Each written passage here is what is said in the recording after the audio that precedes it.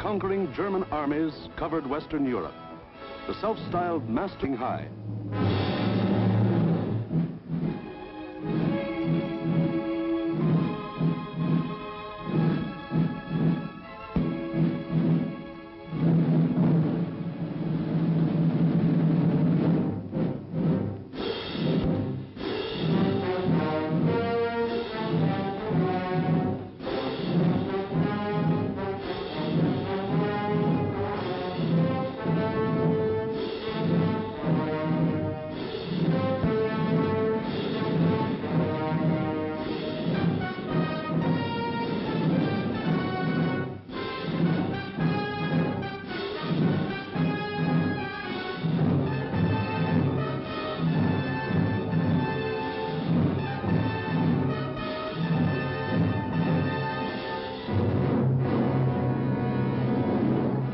Adolf Hitler stood just as Napoleon had stood more than 100 years before, and looked across the English Channel to the one fighting obstacle that stood between him and world domination. The chopped cliffs of Britain rose sheer and white out of the choppy waters. And beyond, a little island, smaller than the state of Wyoming. Crush that little island and its stubborn people, and the way was open for world conquest. The fall of Austria, Czechoslovakia, Poland, Denmark, Norway, Holland, Belgium, France had given him more than 100 million slaves to work for him or starve. The preliminaries were over. It was time for the main event, the Battle of Britain.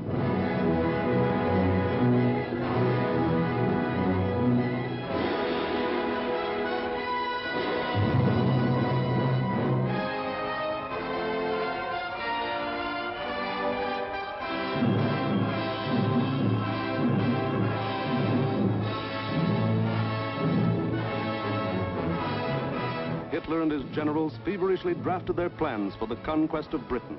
Every detail must be anticipated. A slip now might wreck the whole timetable of world conquest. 6 weeks of final preparation went into those plans.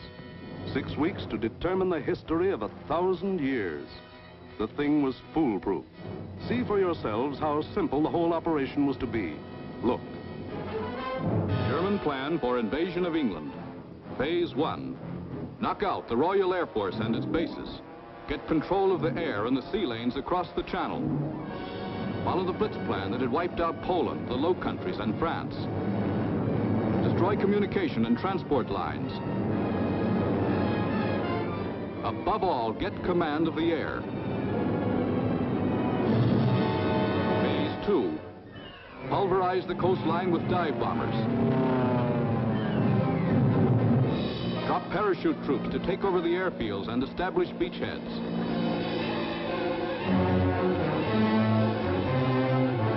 Phase 3. Actual invasion. Pour the German panzer divisions across in high-speed barges under an umbrella protecting fighter planes. Then send spearheads of armed might to divide, surround, destroy all opposition. That's all there was to it.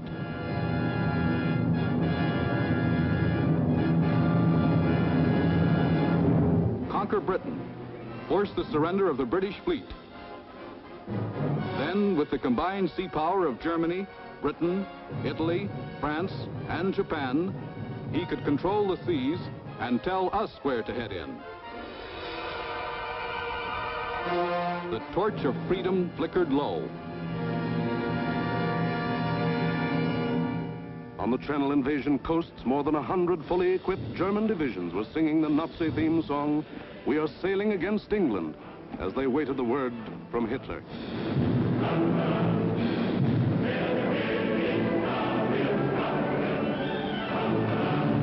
Here, for weeks, all the supplies and weapons of the Nazi war machine had been turned toward Britain.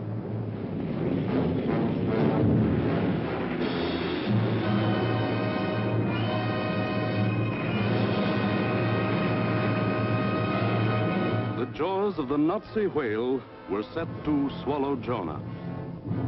And what about Jonah? How was he doing? Well, Britain also had an army, but it was an army dragged from the sea at Dunkirk.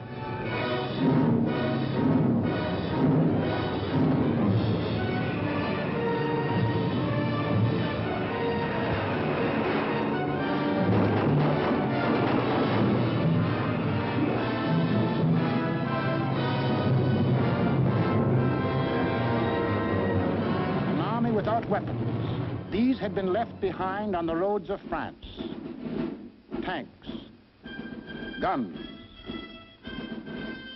motorized equipment, all abandoned to save the one priceless item, men.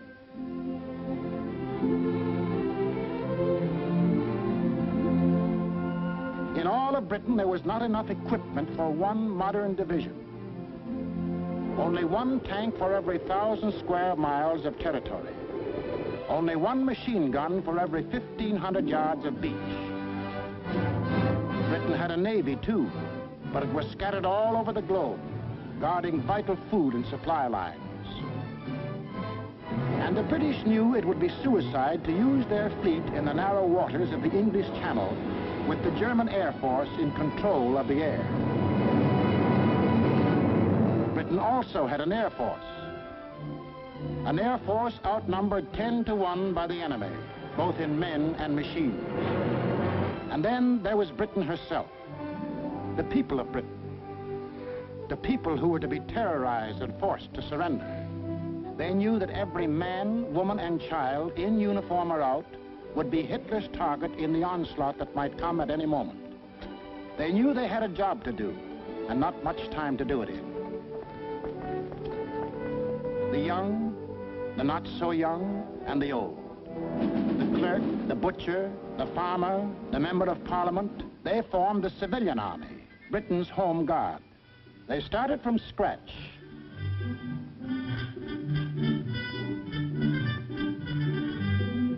Experience, equipment, supplies, all were scarce.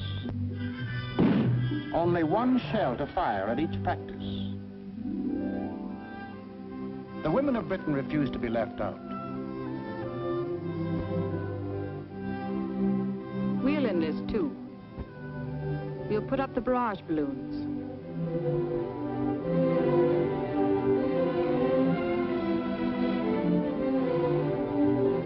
Man the ack guns. We'll run the railroads and get the trains through on time. Ferry the planes. Carry the dispatches. Drive the ambulances and run the buses. And we'll see that our men are fed and don't go hungry.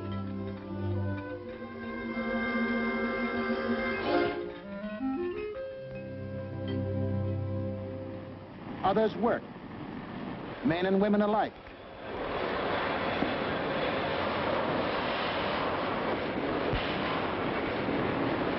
They worked full time, overtime, double time, 40 hours a week, 50, 60, 70.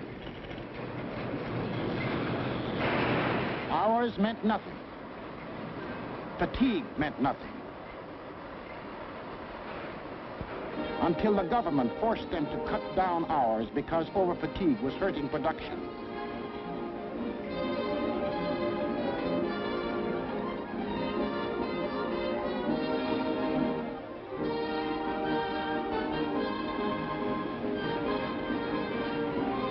And when they weren't working, the men patrolled the moors for parachutists, blocked the roads, rehearsed invasion defenses. For something had happened here the Germans could never understand. In a democracy, it is not the government that makes war. It is the people.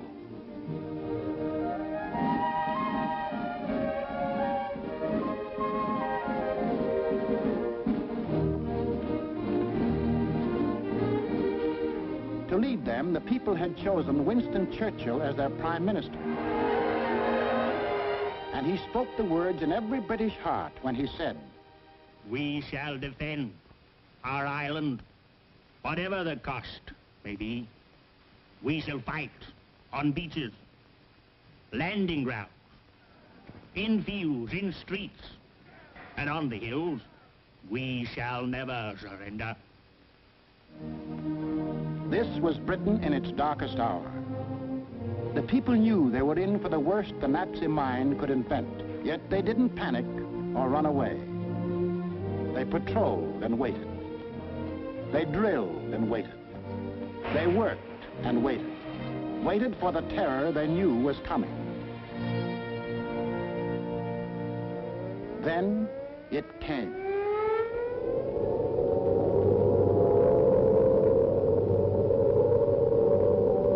That's the sound that became part of the life of every man, woman, and child in Britain.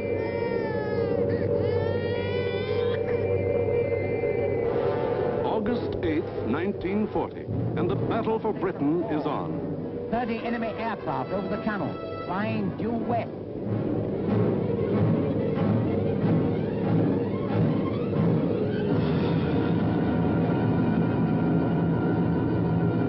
Here comes the Luftwaffe. In dozens of flights, hundreds of planes, bombers, fighters, dive bombers, across that 21 miles of channel, that 8 short minutes of water. Their first tactics were to bomb convoys in the channel. Convoys loaded with food and munitions, bound for the great port of London.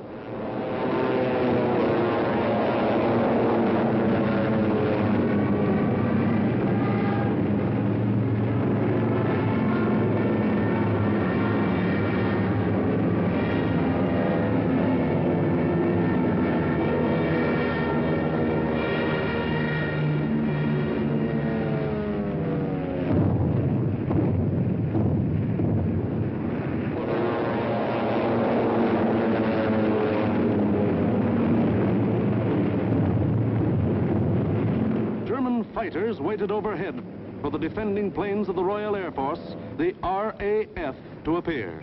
They didn't have long to wait.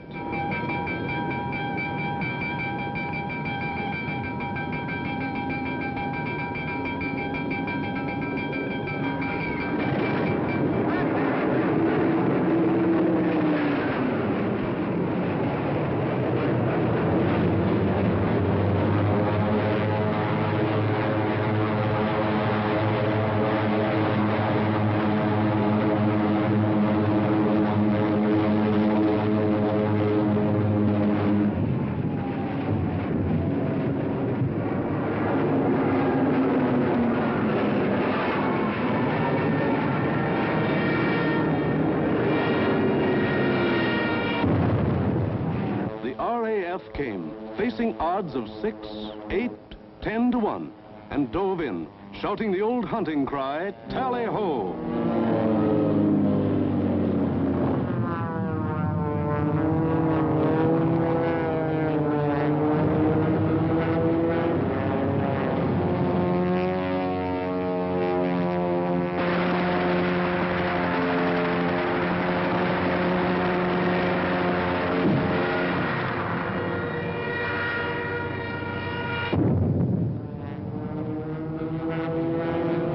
One of the Nazi plan called for the RAF to be knocked out of the air.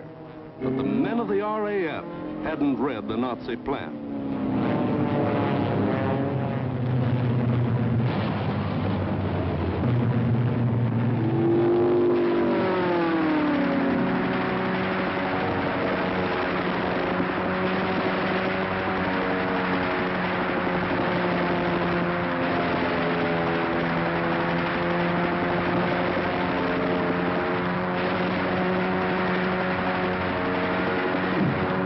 First 4 days, the RAF knocked 182 German planes out of the sky.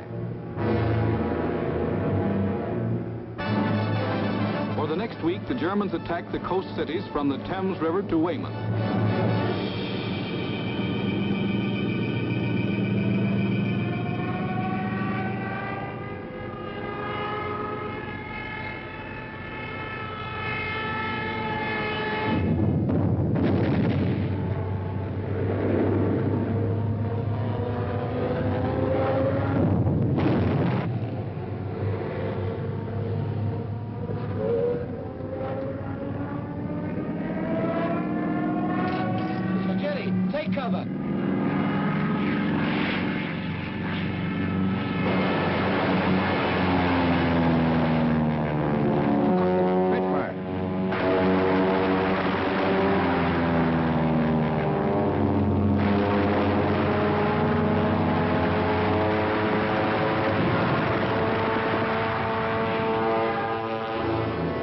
Hitler paid off with 180 more planes. Then the Luftwaffe battered the great port towns of Southampton, Plymouth, trying for a knockout before the flow of supplies from overseas. The ports took a terrible pounding, but they couldn't be knocked out. Cargoes went on being unloaded with the protection of the RAF overhead. Battling the Spitfires and Hurricanes in the air wasn't panning out. So Goering switched his main attacks to the fighter airfields, Dover, Deal, Woking. Maybe he could destroy the planes on the ground. He bombed the airfields, and the fields were hit. But the planes were saved. For Britain, unlike Poland and the Low Countries, didn't make the mistake of bunching its planes on the runways. The planes of the RAF were scattered and hidden, only a few on any one field, and those in the far corners. The Spitfires still went up to meet the enemy. In the first 10 days of the Battle of Britain, Goering launched 26 major attacks to get command of the air and lost 697 aircraft. The British lost 153, and 60 British pilots bailed out.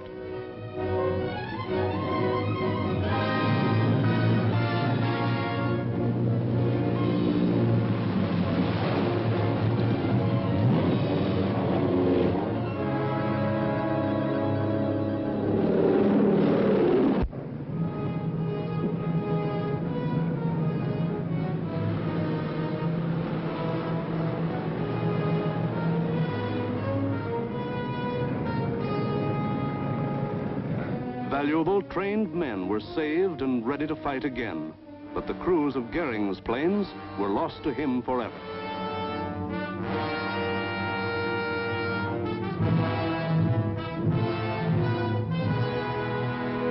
The pace was too hot. Something was going haywire. The Nazis had to call time out.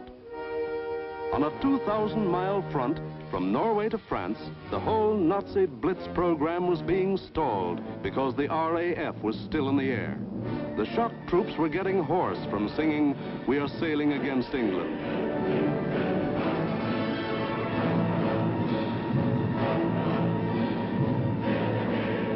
The long-range German guns were getting hot from throwing shells across the channel.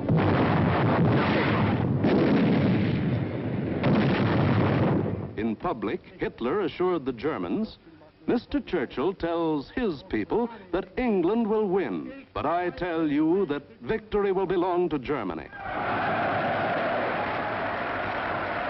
But in private, he sent for Goering, the boss of the Luftwaffe, and put him on the hot seat. Goering was told to do something and do it quick. So on August 30th, he ordered all-out attacks on inland aerodromes and industrial centers. Maybe he could knock out the RAF on the assembly line. And he adopted new tactics, too. More fighters and fewer bombers. Or maybe he just had fewer bombers to send. Anyway, those he did send were well protected. Fighters above at high altitudes. Fighters on both sides. Fighters in the front and in the rear. Fighters weaving in and out of the bomber formations. Britain, winner of the first round, was ready with higher morale and sharper defense. Improved listening posts were set up all along the coast and warned of the enemy's approach before he left the continent. A quick flash from the control station to the fighter station, and pilots were on their way to meet the enemy while he was still over the channel.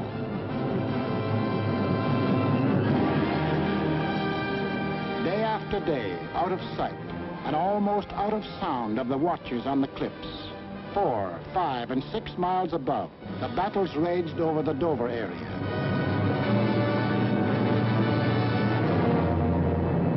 The Dover area became known as Hell's Corner. By sheer weight of numbers, the enemy again and again broke through the coastal defenses.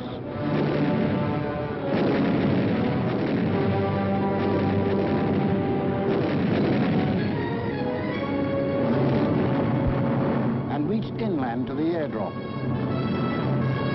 Aircraft plants, munition factories and machine shops.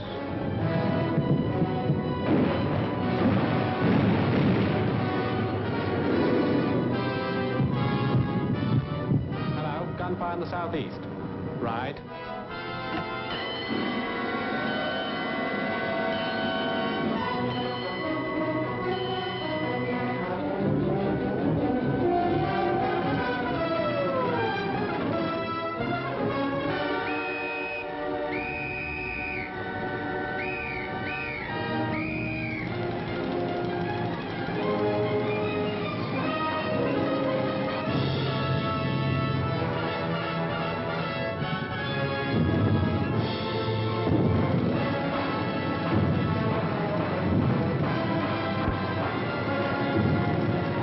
The workers kept on working,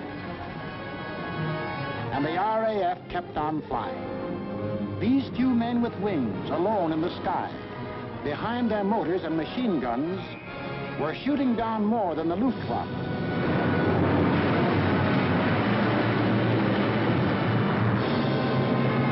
They were smashing the whole Nazi plan of world conquest.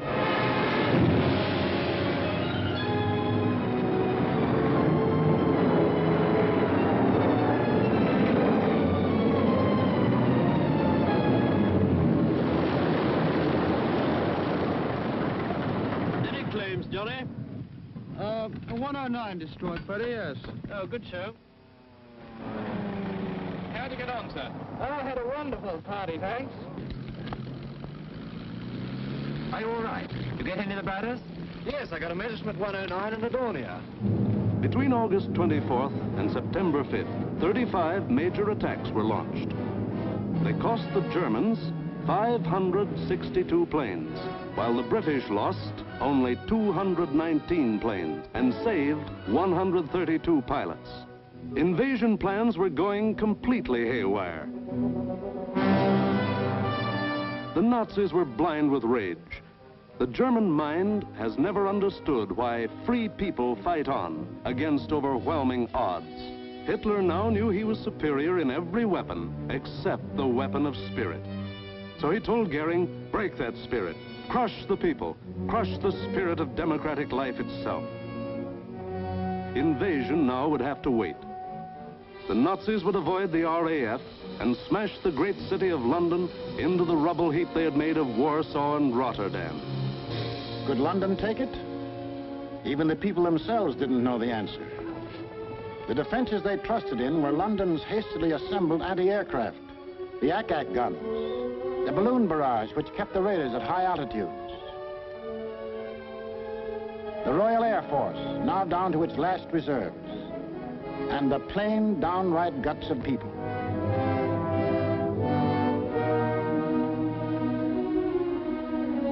They sent more children out of the city.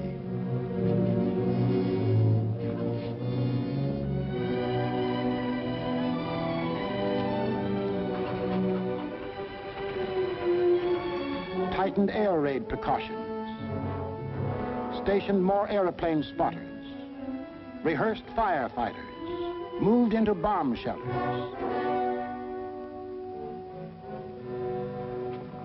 They blacked out their city and carried on.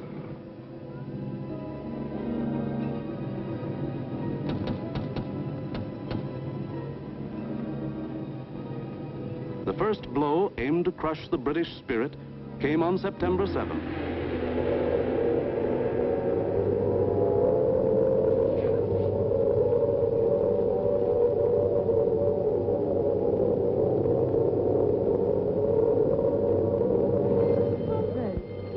Roof reports planes coming in. Control room speaking. Customers and staff will now take cover in the basement. Please do not run, but keep moving. Down the stairs, or you can use the escalator.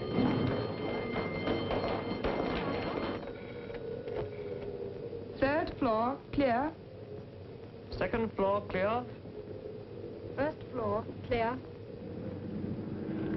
That day, when 375 German planes came roaring up the Thames River, the Battle of Britain became the Battle of London.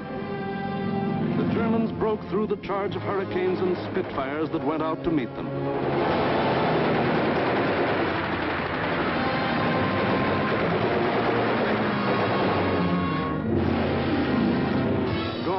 any pretense of aiming at military objectives. This just savage destruction.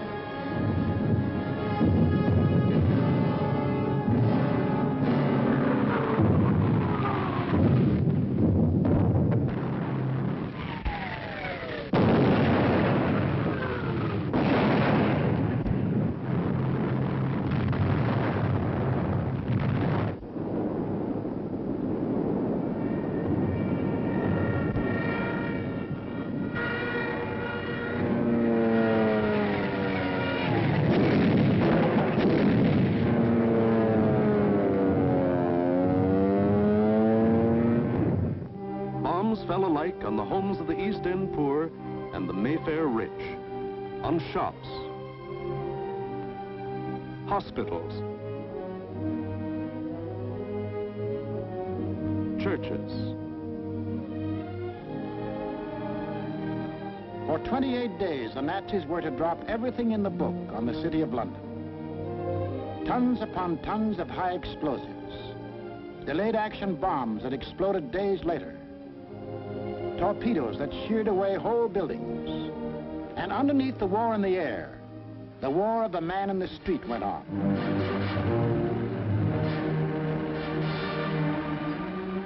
He learned to exist with very little food.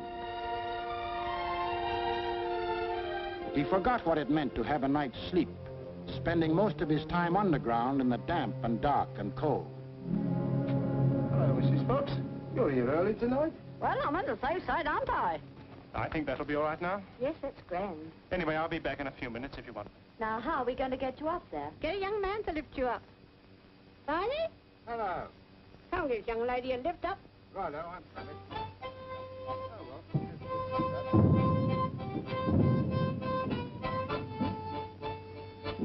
The air raid wardens stayed at their posts.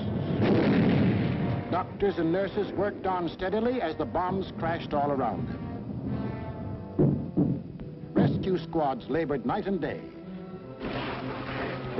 Hi, Gordon. I found her. Is she dead? Right, Doug. Firemen said, nuts to the bombs and battle to put out fires. This was life in the Blitz. Against all the rules of Nazi warfare, Britain was refusing to crumple up. Across the Channel, the enraged Goering took personal command of the operations.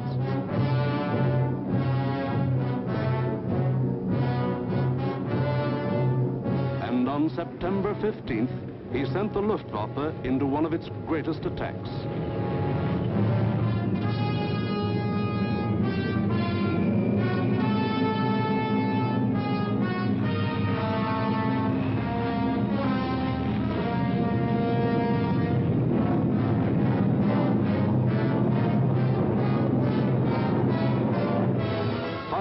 German bombers and Messerschmitt fighters roared over the English coast. Starmouth calling. Planes heard 3 miles southwest. Shout for hostile planes approaching from the southwest. The British met the challenge by throwing in everything they had.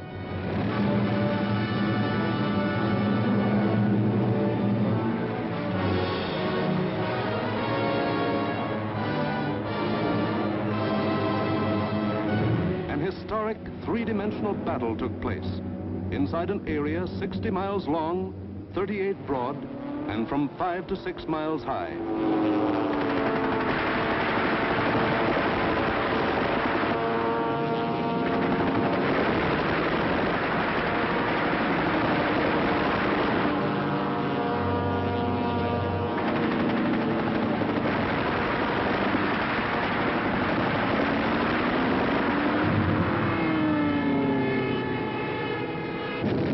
200 individual dogfights took place within the first 30 minutes of the raid.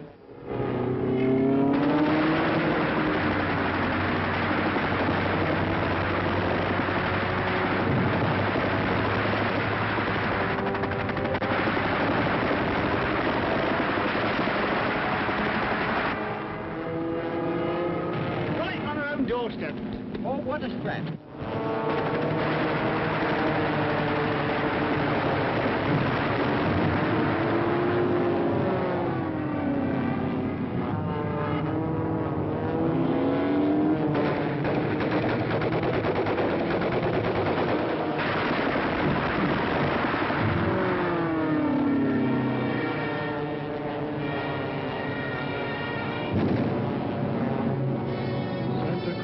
London 1. Thank you, Center. We'll keep a lookout for them. Hostile formation to the south. Some of the German bombers broke through London's defenses.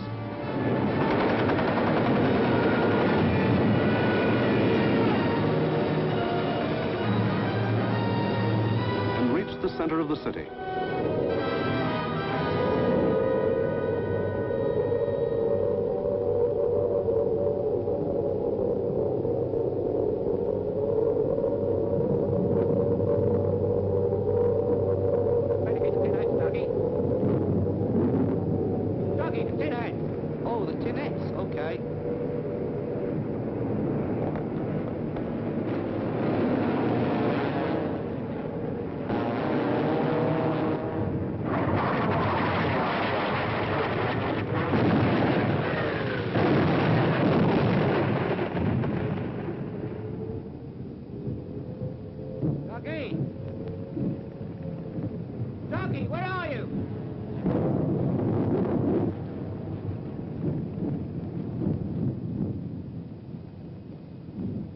Blimey, I thought they'd got you. Who, me? Nah, I had me fingers crossed.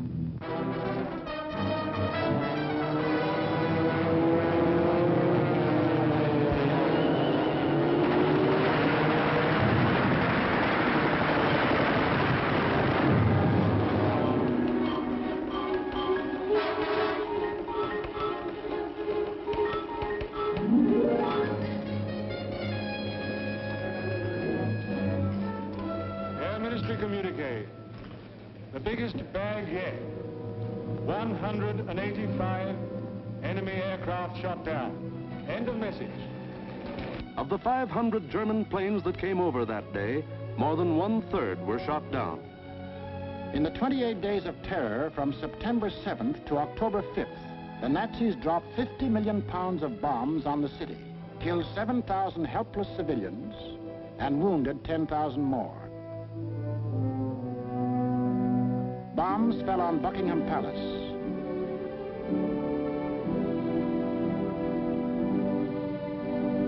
Westminster Abbey,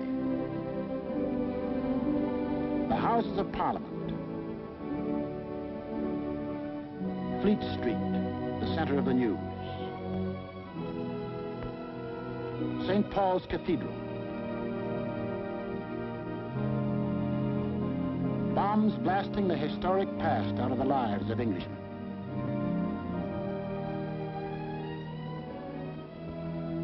But in these 28 days, the Nazis lost 900 planes and their crews.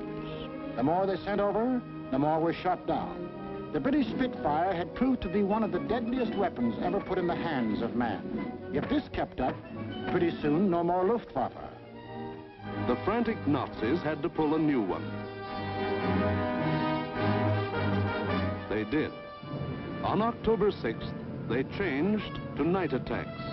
Maybe that way they could avoid those deadly Spitfires and Hurricanes. Maybe that way they could crush the stubborn British spirit. Never mind control of the air. Never mind Phase 1, Phase 2, Phase 3. Now to concentrate on bombing the people themselves into submission and make them cry for mercy.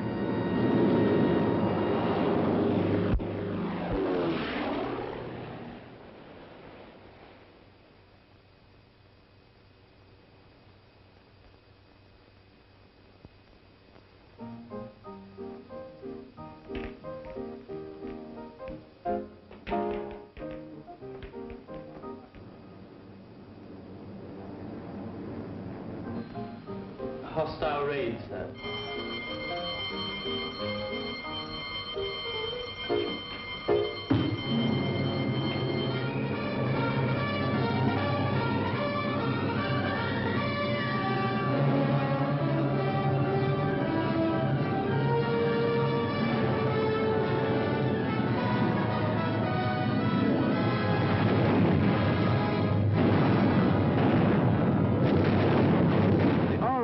Wasn't much help at night. This was just German bombs against British guts.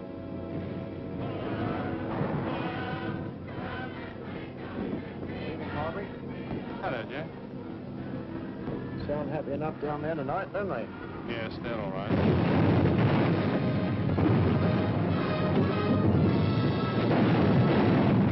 The great docks of London were left roaring infernos. Homes were destroyed by incendiaries. Business blocks were aflame. And still the people of London took it. Night after night they burrowed underground. And morning after morning they dug themselves out of the wreckage.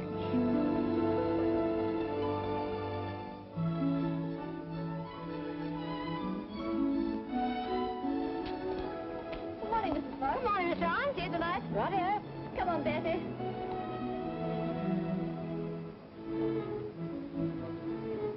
Would you like to sit down? Thanks. Morning, Miss Ryan. Sleep well? Fine, thanks. Wasn't it a quiet night? What about the one that came down about 2? No, I didn't hear it. Did you? No. Oh, we're getting used to them around here.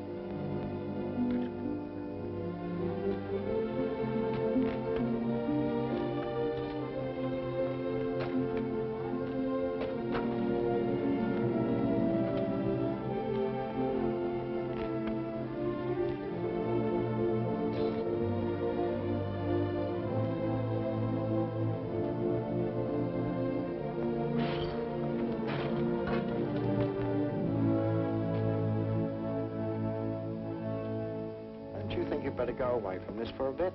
Of course not. It'd take more than this to get me out of my home. Now go on, you've got to get to work. Okay.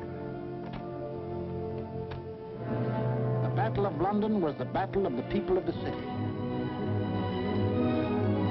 In spite of bombs and fire and death, they got to their desks and workbenches to spend another 10 or 12 hours working, working, working. The British spirit was stronger than ever. And the RAF was flying higher than ever. Not only higher, but farther. SIO, operation for tonight. GP 1562, EP 781, 10 aircraft. You'll find, I think, a decent photograph of the submarine yards there. There's a very good one taken the other night, Monty. Was there? A bit further along. That's it. Those are the submarine yards. There. Just there. Yes. Well, chaps, this is your target for tonight.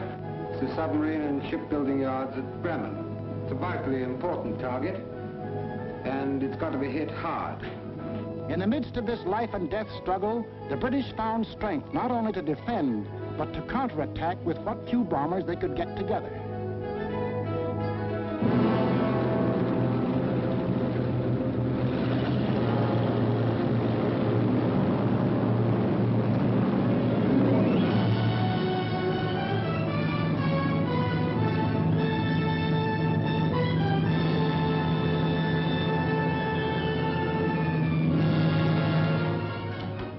Charlie airborne, sir.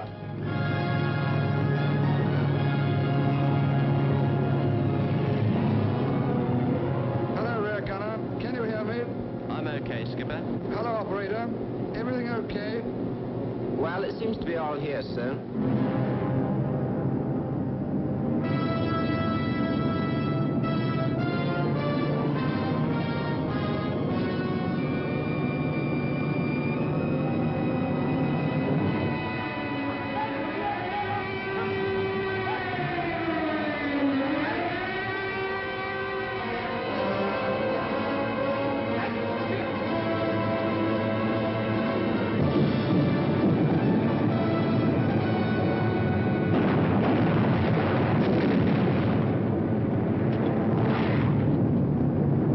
Stand by. I'm going in a glide.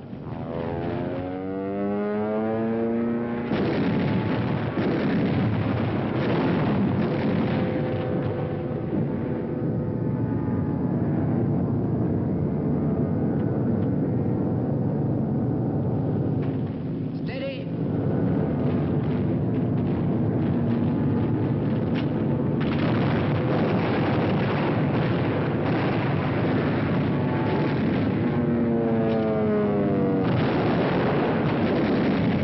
I got the bullseye with the last one.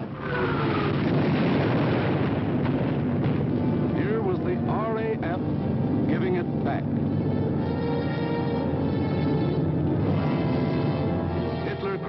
Tonight, gangsters, for this crime I will exact 1,000-fold revenge. All the available German night bombers were put into the air.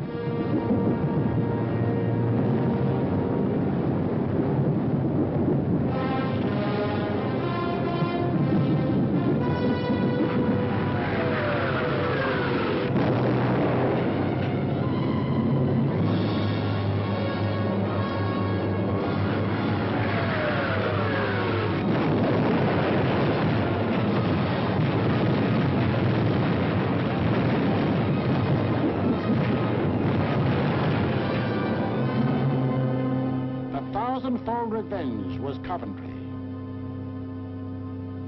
On the night of November 14th, £1 million of bombs were dropped on the city.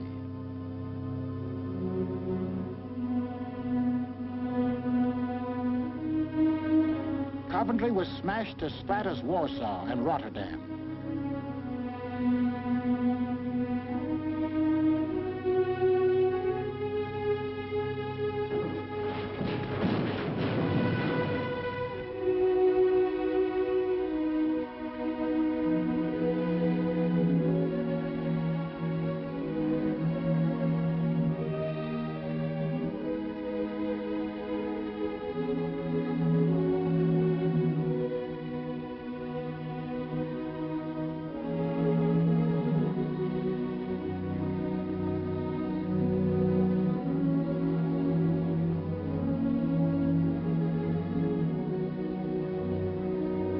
The people of Coventry dug their loved ones out of the blasted ruin, saw them to their last resting place in a common grave.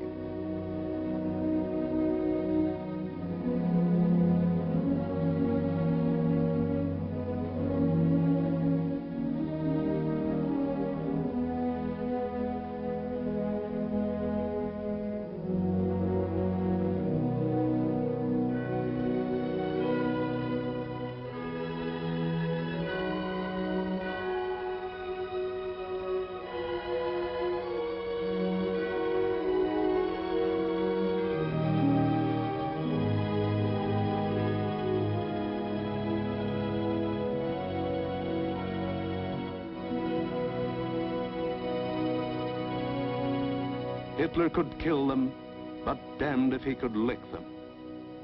They went back to their lathes and machines, for they knew the machine bench was as deadly a weapon as the rifle. And in their hearts was a grim determination that this enemy must be destroyed. That the day was coming when they would strike back, and how they would strike back. Christmas, 1940.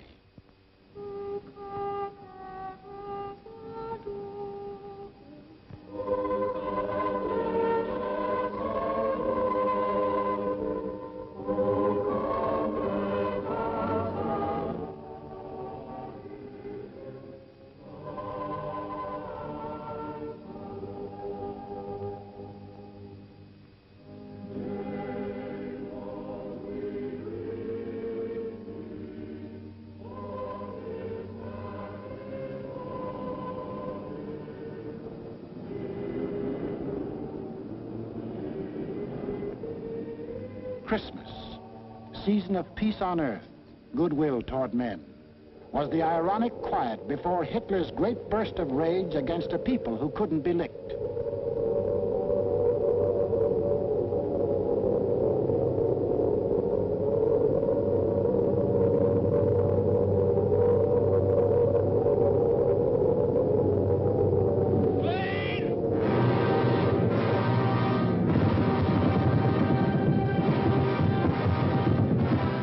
Bomb them into submission, so he would burn them to ashes.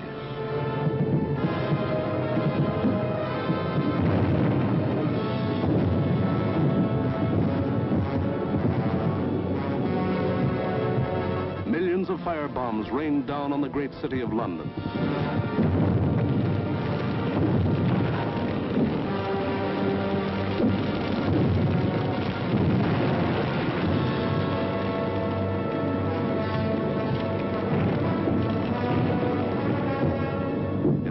Minutes, More than 1,500 different sections of the city burst into roaring flames. Flames that swiftly merged into the greatest fire in recorded history.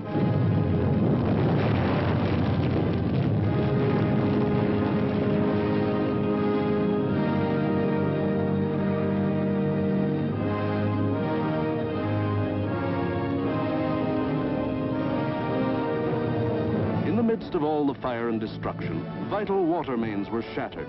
Water pressure was almost entirely cut off. Heroes of the night were men of the London Fire Brigade who stretched temporary hose lines out to the center of the Thames River, struggling through mud and slime. For the Nazis had carefully picked a night on which the Thames River had one of the lowest ebb tides on record.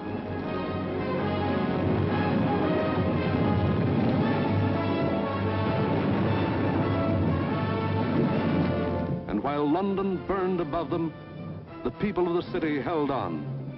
Chin up and thumbs up. They knew this was the people's war, and they were the people.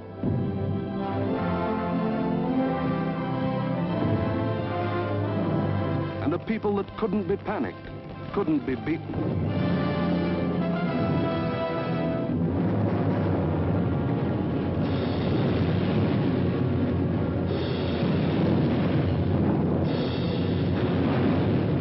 In the months to come, the British were to suffer many such bombings and burnings. But a nation that calls on cold courage when hot courage runs thin may die, but it can't be defeated.